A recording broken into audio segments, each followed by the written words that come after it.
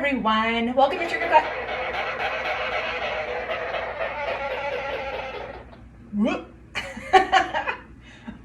Hi everyone. Welcome to Sugar Glider Diaries. I'm Kimberly. This is an episode of Short and Sweet, where my sugar gliders and I answer your question, short and sweet. Short because sugar gliders are small, and sweet because sugar gliders. Anyway, today's question. Do you need more than one sugar glider? What do you think, Balky? Do you need more than one sugar glider? Yes, you do need more than one sugar glider. So sugar gliders are colony animals. So you really do need more than one. I would actually even recommend that you get at least 3. And the reason for that is because if one of them passes away, especially if one of them passes away unexpectedly, the one that's left behind can get very lonely and depressed. Sugar gliders are actually known to self-harm and self-mutilate when they are alone. So think about it like if you were alone and you had no other human contact for a very long time, you could very easily get severely depressed. If the only contact that you had was with, say, your pet dog or your pet cat, that would be very depressing. You would have some companionship with that animal, but it wouldn't be the same as if you were with an actual human. That's how it is for sugar gliders. They really do need a lot of companionship. They play with each other, they snuggle with each other in their sleeping pouch and their sleep sack. They really need each other. One of the best things about sugar gliders is watching them snuggle with each other and bond with each other, and I really can't imagine just having one. When I was first looking into sugar gliders, I did want to just get one. And then I quickly realized after looking into it that they can get very depressed and they can actually mutilate, they can overgroom, they can self-harm. It's just not good for them to be alone. Now, there are some situations where, especially people that live in other countries, have reached out to me and said that they have one male sugar glider. Balky is a male, but he is neutered, so it's a little bit of a different situation. A lot of times people will find themselves in a situation where they did not realize they needed to get more than one, or they did not realize that their boy really should be neutered for a lot of different reasons. I'll have to do a whole separate video on that. But their boy, for whatever reason now, is not neutered. And in some countries, neutering your sugar gliders is not readily available.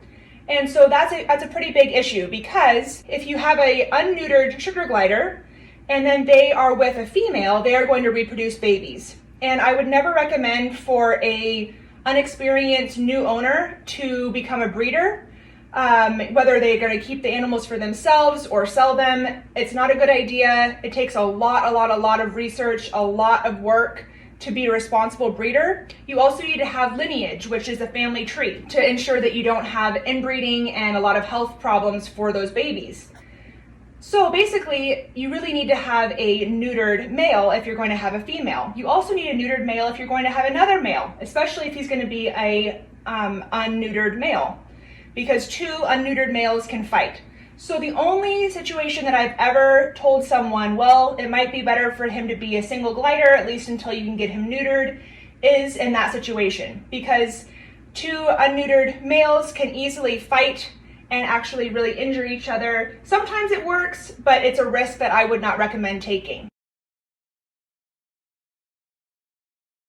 That's really the only situation. I know some people say, oh, well, I don't work and I spend all my waking time with my glider. What I would say to that is the more gliders that you have, the more chances you have of having a really extreme bond with one. Each glider has a different personality.